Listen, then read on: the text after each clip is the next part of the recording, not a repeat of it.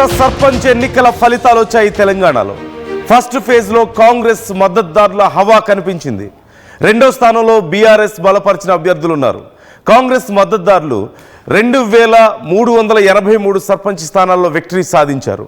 1146 స్థానాలను బీఆర్ఎస్ అభ్యర్థులు గెలుపొందారు. ఇండిపెండెంట్ అభ్యర్థులు 455 చోట్ల విజయం సాధిస్తే సిపిఎం 14, సిపిఐ 16 చోట్ల పైగా స్థానాల్లో కైవసం చేసుకున్నారు. మరోవైపు బీజేపీ అనుకున్నంత స్థాయిలో రాణించలేకపోయిందన్నారు. రాత్రి 2 గంటల వరకు కూడా ఫలితాలు వస్తూనే ఉన్నాయి. చాలా ప్రాంతాల్లో కౌంటింగ్ చాలా లేట్ అయింది. కొన్ని ప్రాంతాల్లో చాలా నెమ్మదిగా జరగడం మనం చూస్తూనే ఉన్నాం. 2 గంటల వరకు కూడా పోలింగ్ ఫలితాలు వస్తూనే ఉన్నాయి. సో ఓవరాల్గా చూస్తే 84.28% పోలింగ్ నమోదైంది. అత్యధికంగా యాదాద్రిలో 92.88% పోలింగ్ నమోదైనట్లుగా మనకు కనిపిస్తోంది. బీజేపీ అనుకున్న స్థాయిలో పర్ఫార్మెన్స్ కనిపించలేదనే చెప్పాలి. మొత్తం 53,57,277 మందికి 45,15,141 మంది ఓటు హక్కును వినియోగించుకున్నటువంటి పరిస్థితి కనిపిస్తోంది. అత్యధికంగా మహిళలు ఉన్నారు. అయితే ఇది కొంత ఇంట్రెస్టింగ్ ఫ్యాక్టర్. అత్యధికంగా మహిళలు 23,15,796 మంది ఓట్లేస్తే పురుషులు మాత్రం 21,99,267 మంది ఓట్లేశారు. ఇక ఇతరులు 78 మంది ఈ పోలింగ్లో పాల్గొన్నట్లుగా తెలుస్తోంది. ఖమ్మం, నల్గొండ, సూర్యాపేటలో 90% పైగా పోలింగ్ నమోదైంది. సో ఓవరాల్గా పంచాయతీ ఎన్నికలు తెలంగాణలో కాంగ్రెస్కి మరొకసారి జోష్నిచ్చాయనే చెప్పాలి. కాంగ్రెస్ అత్యధిక స్థానాలు సంపాదించింది. మరోవైపు బీఆర్ఎస్ అనుకున్న స్థాయిలో కాకపోయినప్పటికీ చాలా చోట్ల మంచి పోటీ ఇవ్వగలిగింది. కానీ బీజేపీ మాత్రం ఇందులో ఎక్కడా పోటీలో కనిపించని పరిస్థితి. ఇతరులు ఇన్ఫ్యాక్ట్ సిపిఎం, సిపిఐ లేదంటే ఇండిపెండెన్స్ వీళ్ళందరూ కలిసి ఇతరులు ఎంత అయితే గెలిచారో అన్నీ కూడా కనీసం బీజేపీ గెలవలేకపోయినటువంటి పరిస్థితి ఇక్కడ కనిపిస్తోంది. సో ఓవరాల్గా డీటెయిల్స్ తెలుసుకుందాం మనం. మధు జాయిన్ అవుతున్నారు మా ప్రతినిధి. మధు, పంచాయతీ ఎన్నికల్లో కాంగ్రెస్ హవా మనకి క్లియర్గా కనిపిస్తుంది. మరికొద్ది క్షణాల్లో మధు మనకి అందుబాటులో రాబోతున్నారు. మొత్తం మీద కాంగ్రెస్కి ఇది చాలా మంచి జోష్ ఇచ్చేటువంటి పరిణామంగానే చూడాలి. నెక్స్ట్, మాది మంతిని మండలం ఉప్పట్ల గ్రామం. నా పేరు కాశిపేట బాపు, మా అమ్మ కాశిపేట వెంకటమ్మ. జనరల్ మహిళ ఉప్పట్ల గ్రామ పంచాయతీ ఎన్నికల్లో రిజర్వేషన్ జనరల్ మహిళ కావడంతో చాలా మంది ఒక 5-6 మా మిత్రులు నామినేషన్లు వేసిండ్రు. కానీ పోయినసారి నేను స్వల్ప మెజారిటీతో ఓడిపోయినందుకు నాకు ఒక్కనికే మద్దతు తెలిపి ఈరోజు మా అమ్మను భారీ మెజారిటీతో గెలిపించేదానికి పూర్తి సహకారం మా అన్నలది ఉన్నది. వారికి నేను జీవితాంతం రుణపడి ఉంటా. మా అమ్మ కాశిపేట వెంకటమ్మకు ఈ ఉప్పట్ల 50 ఏళ్ల చరిత్రలే ఎవరికి కూడా రాని మెజారిటీ, 500 పైచిలకు మెజారిటీ ఈ గ్రామ ప్రజలు ఇచ్చినందుకు వాళ్లకు జీవితాంతం రుణపడి ఉంటాం. గ్రామ అభివృద్ధి విషయంలో ఎక్కడ కూడా వెనక్కి తగ్గకుండా ప్రతి సమస్యను ముందుండి పరిష్కరిస్తామని ఈ సందర్భమే గ్రామ ప్రజలకు తెలియజేస్తూ ఈ రోజు ఇంత మెజార్టీ ఇచ్చి మా అమ్మను గెలిపించిన ఉప్పట్ల గ్రామ ప్రజలకు. సార్, నా పేరు కాశిపేట వెంకటమ్మ. నేను సర్పంచ్ గా నిలబడ్డా.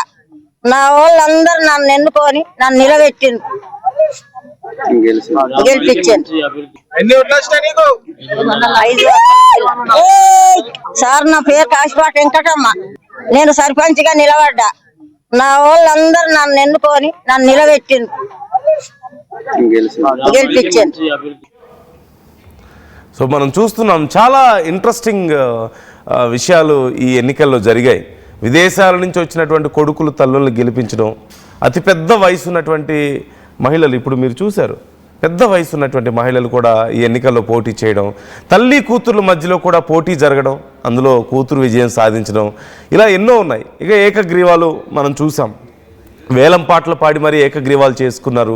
ఊర్లో గుళ్ళు కట్టిస్తామని కొంతమంది, రోడ్లు వేయిస్తామని కొంతమంది డబ్బులు ఇస్తామని చెప్పేసి ప్రామిస్ చేసిన వాళ్ళు, ఇలా రకరకాల ప్రామిస్లతో ఏకగ్రీవాలు చేసుకున్న వాళ్ళు కూడా చాలామంది మనకు కనిపిస్తున్నారు.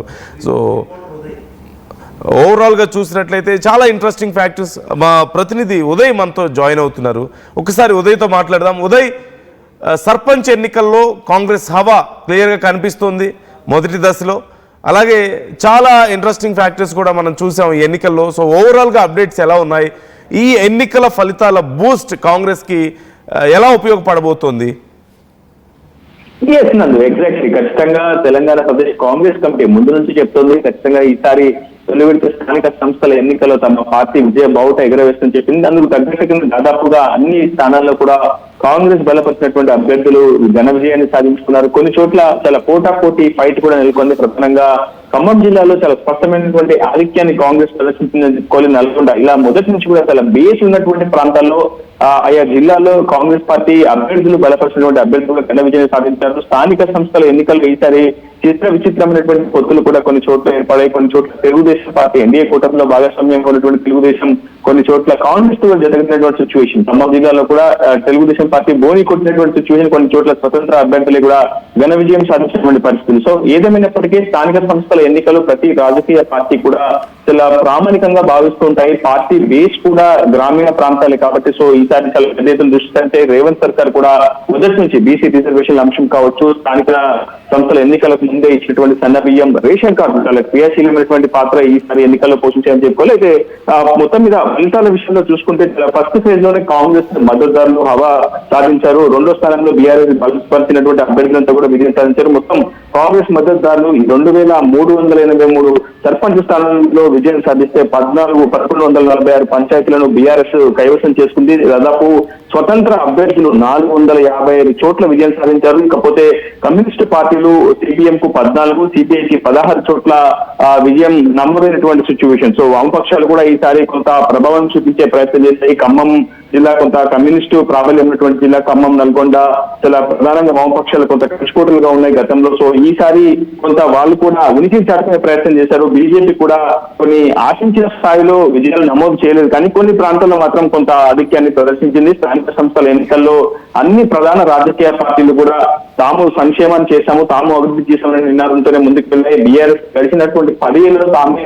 పంచాయతీలను అభివృద్ధి చేశాము, స్థానిక సంస్థలకు పెద్ద ఎత్తున నిధులు వెచ్చించామని చెప్తే గడిచినటువంటి 10 ఏళ్లలో ఏం చేయలేదు బీఆర్ఎస్ అంటూ కూడా అటు కాంగ్రెస్ కూడా పూర్తి స్థాయిలో విమర్శనస్తులు గుర్తిస్తూ ప్రచారాన్ని హోరెత్తించినటువంటి పరిస్థితి. ఏదేమైనప్పటికీ బీఆర్ఎస్ మాత్రం తాము ప్రతిపక్ష స్థాయిలో ఉన్నా కానీ ప్రస్తుతం ఈ స్థాయిలో ఆటంకాలు, వైఫల్యాలు, అదేవిధంగా తమను అక్రమ ఇబ్బందులకు గుర్తించిన కానీ తాము అటు అధికార పార్టీ అరాచకాలకు ఎదురుండి మరి తాము ఈ స్థాయి విజయాలను సాధించామని చెప్పి ప్రస్తుతం బీఆర్ఎస్ కూడా చెప్పినటువంటి ప్రశ్న.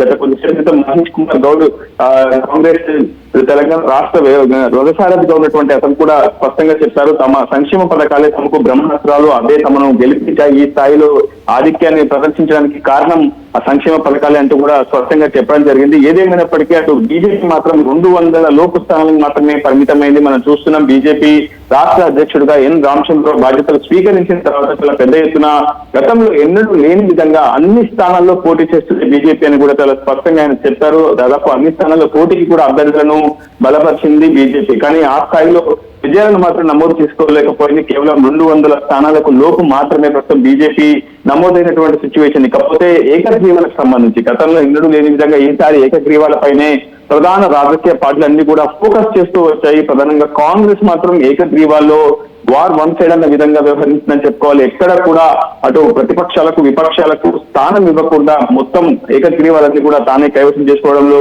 కాంగ్రెస్ అధిష్టానం సక్సెస్ అయింది. ఆ మంత్రం అంతా కూడా ఫలించిందని చెప్పుకోవచ్చు. ఎక్కడికక్కడ ఎమ్మెల్యేలు కావచ్చు, మంత్రులు కావచ్చు, ప్రధానంగా కీ రోల్ పోషించారు. ఏకగ్రీవ పంచాయతీలకు 10 లక్షల రివార్డు కూడా ఇస్తామని ప్రకటించడంతో పూర్తి స్థాయిలో ఏకగ్రీవాలపైన చాలా పెద్ద ఎత్తున వ్యూహరచన చేశారు అధికార పార్టీ నేతలు, మంత్రులు, అమర్చంతా కూడా. ఇకపోతే ఉప సర్పంచ్ స్థానాలపైన బీఆర్ఎస్ ఫోకస్ చేస్తూ వచ్చింది. మొదటి నుంచి కూడా ఎక్కువ పెట్టుబడి పెట్టకపోవడం, అదేవిధంగా అధికార పార్టీకి ఇబ్బందులు ఎదుర్కోలేని శక్తి సామర్థ్యం లేకపోవడం, స్థానికంగా ఉన్నటువంటి నేతలు కొంత యాక్టివ్ గా లేకపోవడంతో గతంతో పోలిస్తే ఈసారి బీఆర్ఎస్ స్థానాలు చాలా విపరీతంగా పడిపోయినటువంటి సిచ్యువేషన్. సో ఈసారి సగం స్థానాలకే ప్రస్తుతం బీఆర్ఎస్ పరిమితమైనట్లే. మరోవైపు ఆధిక్యతను ప్రదర్శిస్తూ కాంగ్రెస్ బలపరిచిన అభ్యర్థులు మాత్రం విజయడంగా ముగించారు స్థానిక సంస్థల ఎన్నికల్లో. నందు right. Thank you Uday, thanks for the details. మొత్తం మీద కాంగ్రెస్ విజయ దుందుభి మనకు కనిపిస్తోంది. బీఆర్ఎస్ కొన్ని చోట్ల మంచి పోటీ ఇవ్వగలిగింది, బీజేపీ మాత్రం ఎక్కడ పోటీలో పెద్దగా కనిపించని పరిస్థితి